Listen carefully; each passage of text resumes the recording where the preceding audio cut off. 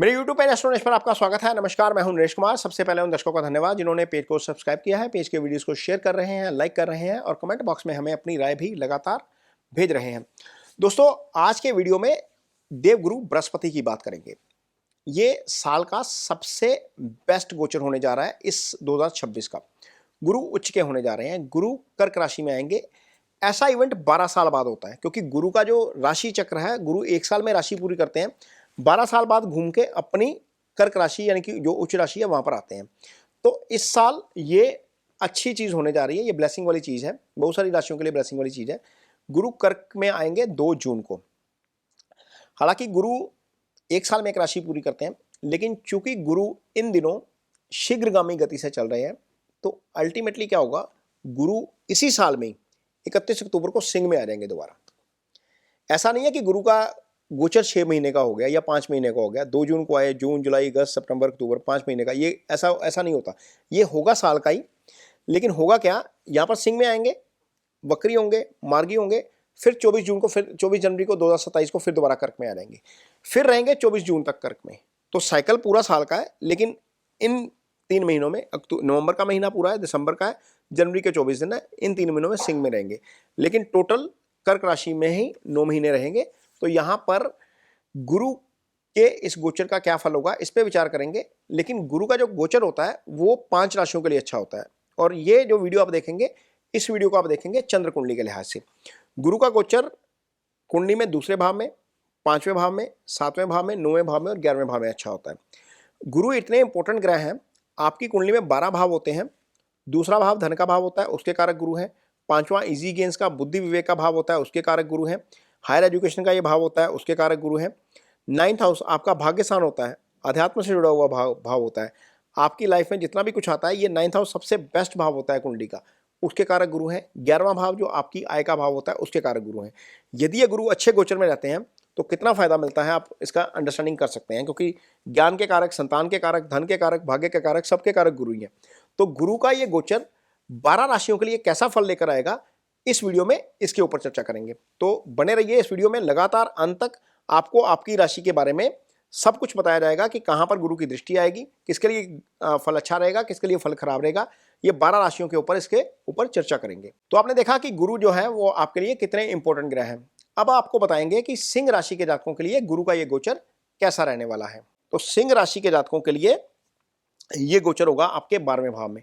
सिंह राशि के लिए 12वें का ये गोचर अच्छा नहीं है, क्योंकि सिंह राशि के लिए जो गुरु हैं वो एक त्रिकोण के स्वामी हो जाते हैं। जब यदि हम सिंह राशि की पत्रिका बनाएंगे ना, तो गुरु की जो जो धनु राशि है वो 5म भाव में आ जाएगी। 5म भाव के स्वामी का अपने भाव से अष्टम में जाना और 5म भाव के स्वामी का 12वें में चले जाना राशि से, अपने आपकी राशि से, ये अच्छा नहीं है। थोड़ा सा ध्यान रखना पड़ेगा, आपके खर्चे बढ़ सकते हैं। लेकिन चूंकि 12 में बैठे हैं तो 2 खराब भाव जो है वहां पर दृष्टि आएगी, उनके फल आपके लिए अच्छे हो सकते हैं। क्योंकि 12वें में बैठे हैं तो सबसे पहली दृष्टि कहां पर आएगी, आपके 4th हाउस के ऊपर। सुख स्थान है, मदर की हेल्थ को यदि कोई इशू है तो वहां पर आपको हो सकता है कोई ना कोई आपको अच्छी खबर मिले या मदर से संबंधित चीजें, आपकी हेल्थ से संबंधित चीजें ठीक होती हुई नजर आए। कोई प्रॉपर्टी खरीदने की प्लानिंग कर रहे हैं, कोई गाड़ी खरीदने की प्लानिंग कर रहे हैं, कोई फ्लैट लेने की प्लानिंग कर रहे हैं, दुकान लेने की प्लानिंग कर रहे हैं, तो वहां पर आप वो एग्जीक्यूशन होती हुई नजर आएगी। यदि कोई नेटल प्रॉपर्टी से संबंधित केस है, वहां पर भी चीजें थोड़ी सी आसान होती हुई नजर आ सकती हैं, क्योंकि गुरु यहाँ पर अष्टम को देख रहे हैं। अष्टम नेटल प्रॉपर्टी का भाव होता है, तो वहां ये चीजें जो है वो आपके लिए थोड़ी सी आसान हो सकती हैं। रिसर्च से जुड़ा हुआ यदि आप काम करते हैं तो वो चीजें थोड़ी सी आसान हो सकती हैं। 6ठे को देखेंगे, रोग का भाव है, ऋण का भाव है, शत्रु का भाव है, कोई कोर्ट का केस चल रहा है, वहां पर चीजें आपको लगता है कि थोड़ी सी आप जो है वो बेटर होती हुई नजर आएंगी। कोई कर्ज की स्थिति है तो कर्ज थोड़ा सा उतरता हुआ नजर आ सकता है, लेकिन संतान पक्ष को लेकर थोड़ा सा ध्यान रखना पड़ेगा। यदि कंसेप्शन होती है तो यहाँ पर कंसेप्शन में गड़बड़ हो सकती है, कॉम्प्लिकेशन आ सकती है, क्योंकि पंचमेश जाकर अपने से अष्टम में और 12 में चला गया। ये अच्छा नहीं है। जिन लोगों की प्लानिंग है संतान की, वहां पर ध्यान आपको जरूर रखना पड़ेगा। ये चीज इसमें बहुत नेगेटिव नजर आती है। यदि हम सिंह राशि की पत्रिका बनाते हैं तो यहां पर आपके लिए गुरु 12वें में गोचर करेगा, ये अच्छा नहीं है। राशि से 12, अष्टम, पंचम से अष्टम, ये अच्छा नहीं है। तो यहाँ पर थोड़ा सा ध्यान रखना पड़ेगा। वैसे भी अष्टम में गुरु की राशि है, ये भी एक अच्छी स्थिति नहीं है। तो ये सिंह राशि के जातकों के लिए ओवरऑल कुछ पॉजिटिव चीजें हैं, कुछ नेगेटिव चीजें भी हैं।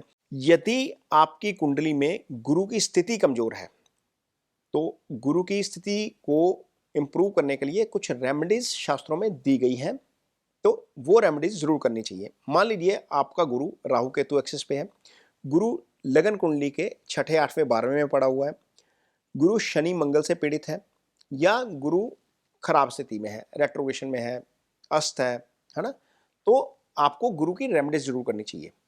तो गुरु की सबसे अच्छी रेमेडीज क्या होती है? अपने टीचर की रिस्पेक्ट करिए, सबसे अच्छी रेमेडी, क्योंकि गुरु है ना वो। दूसरा गुरु की रेमेडी होती है, गुरु ज्ञान के कारक हैं। तो किसी एक बच्चे को आप स्टडी में हेल्प करिए, कोई मैटर नहीं करता कि आप किस तरीके से हेल्प कर रहे हैं, आप उसको अपनी नॉलेज शेयरिंग के रूप में भी कर सकते हैं। कोई बच्चा मान लीजिए को पढ़ना चाहता है, उसको आपके पास समय है, आप उसको एक सब्जेक्ट में असिस्ट कर सकते हैं, कुछ भी कर सकते हैं। 10 रुपये की पेंसिल लेके दे सकते हैं, स्कूल का बैग लेके दे सकते हैं, स्कूल की यूनिफॉर्म लेके दे सकते हैं, स्टेशनरी लेके सकते हैं, या उसकी स्टडी में हेल्प कर सकते हैं। ये गुरु का ही काम है। किसी को ज्ञान देना, किसी को ज्ञान में हेल्प करना, ये गुरु का काम है। तो ये रेमेडीज आप कर सकते हैं, ये इजी रेमेडी हैं जो आसानी से की जा सकती हैं। अदरवाइज गुरु के जो मंत्रास होते हैं, ओम ब्रह्म बृहस्पताय नमः, उसका जप किया जा सकता है, 1 माला डेली करिए, वो आपके लिए अच्छा है। पीली वस्तुओं का दान किया जा सकता है, पीले फूल दान किए जा सकते हैं, पीला कपड़ा दान किया जा सकता है, ये गुरु की रेमेडीज होती हैं।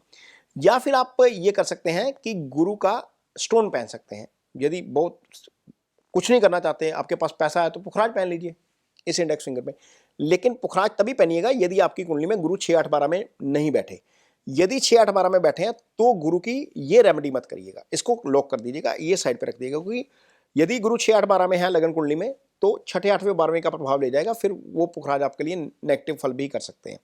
तो ये कुछ गुरु की रेमेडीज हैं जो आपको करनी चाहिए यदि कुंडली में गुरु की स्थिति अच्छी नहीं है।